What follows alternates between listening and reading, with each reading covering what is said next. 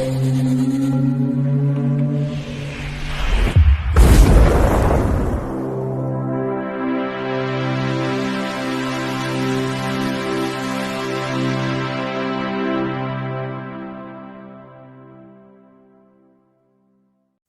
Bayek, it's me Ian. And in today's video, well, I'm continuing my look at The X-Files. Yes, Season 1. And this is Episode 3, Squeeze. This episode is quite important because it sees now a shift from the alien conspiracy theories storylines to horror. Yes, supernatural.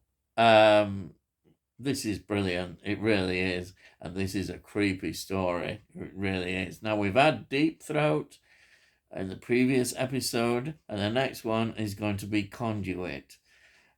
This was transmitted on the Fox network on the 24th of September 1993, and in the UK on BBC Two on the 3rd of October 1994. This was also transmitted, and now this was in a regular spot on BBC Two.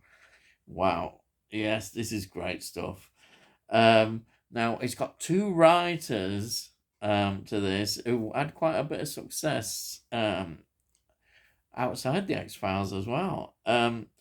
We've got the two writers are Glenn Morgan and James Wong, and they wrote some fantastic episodes for the X-Files, and then were involved in a lot of things connected in sort of executive producers and writers. So I've got X-Files as effectively two spin-off series. It had Millennium, not a direct spin-off series, but there were connections with it. And then, of course, the Lone Gunman. Yeah. Anyhow, Glenn Morgan, as an actor, was in Trick or Treat, 1986. And then he was part creator with James Wong of Space, Above and Beyond. And that was a great series. It really was. They did that in 1995. Unfortunately, it didn't get renewed after one season. But that's how television was. This is why the X-Files did well. Once it had got past this first season, to get a second season and then a third, building up a momentum was fantastic to get. He also was a writer on Millennium as well. As I said, mentioned Millennium. That was between 1996 and 98. And of course, Final Destination 2000. I love that whole series of films. And Final Destination 3, 2006. And James Wong, of course, he was the director of Final Destination 2000. Also, Final Destination 3, 2006. He also was, I say, mentioned him, co-creator of Space and Above and Beyond. Also, he's a writer on American Horror Story. Yeah. Wow. Now, this is directed by Harry Longstreet, and it's a bit of a controversial to some extent. He didn't get on that well with the crew, the way he was, even the actors as well. In fact, he was fired in the end, and not all the filming was complete. So James Wong had to come in and fill a lot of the missing scenes in that. But they got a good job. You wouldn't really notice that they would do that. But there we are. So the director wasn't up to scratch for them. But wow, what a story they produced. But a lot of that you can put down as well to the actors and co-production. Fantastic what they did. So let's get into the cast as usual. It's David Duchovny as Fox Mulder, Gillian Anderson as Dana Scully.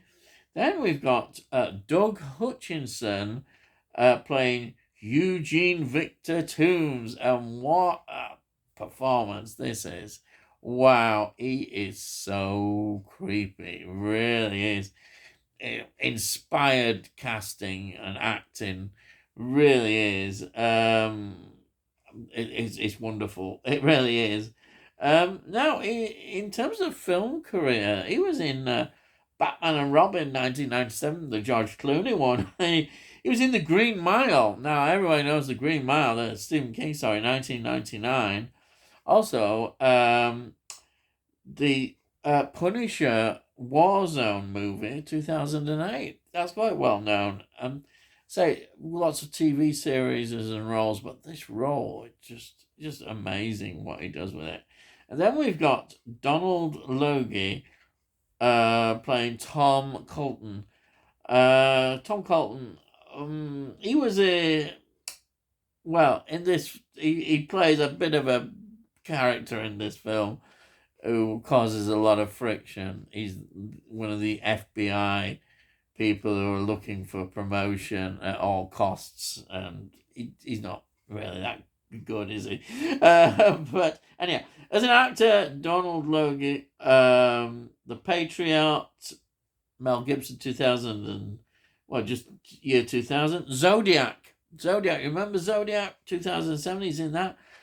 A slasher film, Silent Night, 2012. There's lots of TV series as usual and films. Then we've got Henry Beekman playing Detective Frank Biggs. He's quite important in this story as well. It's not a big role. He's a veteran actor. He goes back to 1953. And he was in Cronenberg's The Brood, 1979. Also lots of stage and TV series. Then we've got Kevin McNulty playing Agent Fuller. He was in Time Cop. Oh yeah, Van Damme. That's 1994. And then he was in The Uninvited, 2009. Yes, another great film. And then again, lots of TV performances and TV films. As usual, this was, as you can see, brilliant locations all around Vancouver. Whoever looks for these locations did a fantastic job, because they all just beautifully come together in the films again. It's real strength already. You can see on this first season how good the locations are. So what is this about? Okay, this story, it begins in Baltimore, where this businessman, George Usher, is brutally murdered and his liver is removed. And the FBI, ambitious detective, doesn't know what to make of this. Because there was no signs of entry, and they can't find a way around, how it was all done, and especially as the liver was ripped out of the body. So there we are, everyday killer, and he calls in basically Dana Scully, because he knew her from the academy, I think, going back, and he's not a very nice guy really at all. Already you get that impression, and he's making fun of Fox Mulder, of course, as he would do, and she says okay, she'll help him out, and but she says, obviously Mulder's going to help her as well, and of course Mulder's in straight away, and he says, oh yeah, we're quite a legitimate part. I've seen this on an X-File, and then of course we get the X-Files and we get the story behind all this. It's a great story into it, and then of course what happens is they're staking out all these areas where the killer could be. They think Mulder's there. They think he's just daft and stupid with his assumptions that the murders follow pattern happened in the 60s and the 1930s. Yeah, they just think, well, anyhow,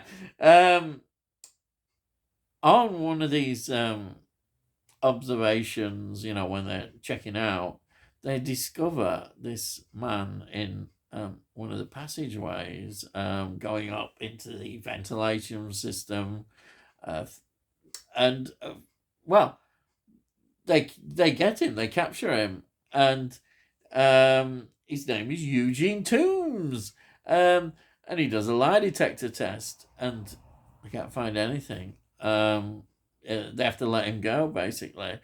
But Mulder's certain it's him, and there's some brilliant, looking at the evidence from their viewpoint. The fingerprints, for instance, are interesting. The way he links the fingerprints together with the past ones. And then, of course, we also get this interview with this retired detective from the past who's knows all about Eugene Toombs, and he's got photographs and a lot of his own evidence that he's collected, and we can see it all links up. It's fantastic.